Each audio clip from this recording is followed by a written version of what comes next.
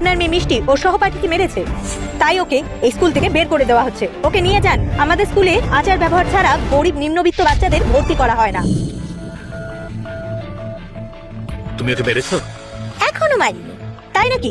তাহলে রূপমের মুখে এই আঘাতগুলো লাগলো কি করে? ও নিজে নিজেই ব্যথা পেয়েছে। তুই মিথ্যে বলছিস। দেখুন, আপনার মেয়ে এখনই মিথ্যে কথা বলতে শিখে গেছে। ও খুব মারকুটে, বড় হলে যে কত ঝামেলায় জড়াবে কে জানে। আপনি আমার মেয়ের কথা মানতে চাইছেন না, কিন্তু ওর কথা মেনে নিচ্ছেন কেন?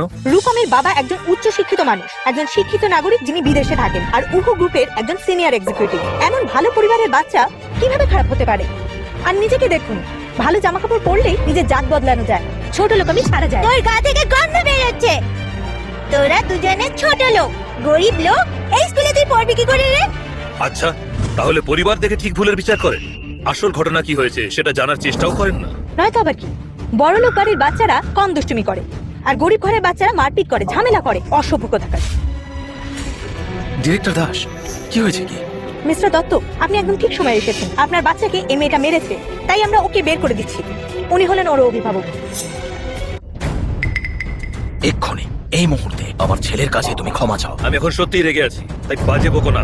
এই মুহূর্তে, এক্ষুনি আমার ছেলের কাছে ক্ষমা চাইবে তুমি, আর তারপর এই স্কুল ছেড়ে বেরিয়ে যাও। এই ছোট লোক, ক্ষমা চা। এখন তো মেনেও নিয়েছে যে ও মেরেছে আমাকে। জলদি পা ধরে ক্ষমা চা। কে শেখায় তোমায় এসব? ক্ষমা চা দেখি, ছোট লোক কোথাকার। ক্ষমা চাও আমার কাছে। এই হলো ভালো পরিবারের শিক্ষা? একটা ছোট্ট বাচ্চা, তার মুখের ভাষা এত বাজে। এদের মতো লোকেরা তার সন্তানদের এই স্কুলে ভর্তি করায় কি করে? এই মেয়েটার যদি কোনো ছোঁয়াচে রোগ থাকে তাহলে কি হবে? মুখ সামলে কথা বল। অনেকক্ষণ ধরে বাজে বকা সহ্য করছি, সোজা কথা মাথায় ঢোকে না নাকি? এত বাজে কথা বলার সাহস কি করে পাও তুমি? আর ওর মুখে ভালো ভাষা আছে? ওর ছেলের ব্যবহার খুব ভদ্র, একেই শিষ্টাচার বলে বুঝি? অভিজাতদেরই ভর্তি করি, কথাটা বোঝা গেল? আপনার এই তথাকথিত অভিজাত স্কুল আমার মেয়ে আর অ্যাটেন্ড করবে না। যান নিজের অভিজাত ছাত্রছাত্রীদের গিয়ে পড়া। দাঁড়ান, আমি যেতে বলেছি নাকি আপনাকে? কি চাও তুমি? তোমরা বাবা ও মেয়ে নতজানু হয়ে বসে আমার ছেলের কাছে ক্ষমা চাও। এই মেয়ে, তুই আর তোর বাবা আমার কাছে ক্ষমা চা। তার আগে মারি।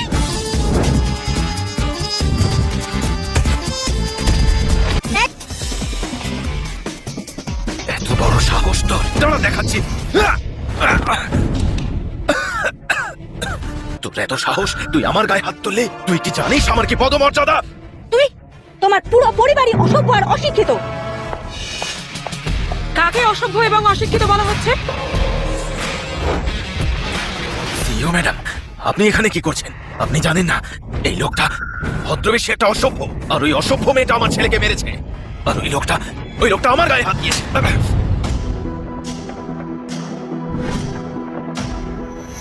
ম্যাডাম, আমি হলাম ওর মা, আর এই ছোট্ট সোনাটা আমার মেয়ে। বুঝতে পেরেছেন? রিয়া, তুমি এক্ষুনি আর মেমোরিয়াল স্কুল কিনে ফেলো। যত টাকা লাগুক তোমায় ভাবতে হবে না।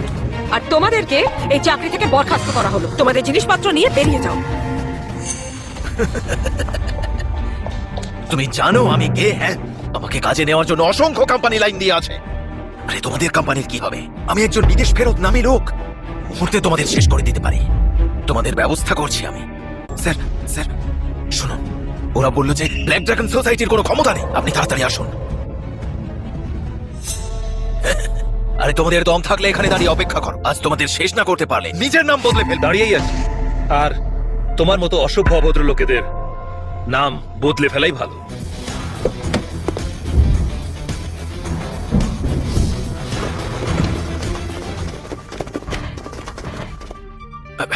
আরে আপনার হাতে কি আর বলিস হয়েছে? না, গতকাল একজন দমদার লোকের পাল্লায় পড়েছিল। সখানেক লোকেদের আমি একলাই সামলে দিতে পারি। এগুলো হালকা আঘাত, আমি ঠিক মোটে ছিলাম না বলেই হয়ে গেছে। ওরা কোথায়? ওই যে ভেতরে আছে। আরে চিন্তা নেই, আমরা তো একটা পরিবারের মতো। ভাই, আমি এসেছি তোকে সাহায্য করতে। তোর শত্রুদের সাহায্য করে দেবো। চল। চলো, শুন ভেতরে। কোন মাথা মোটা আমার ভাইয়ের পেছনে লেগেছিস? মুখটা দেখা।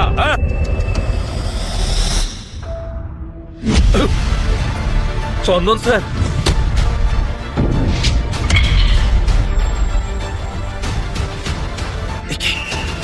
কি বলছেন কি আপনি ওকে?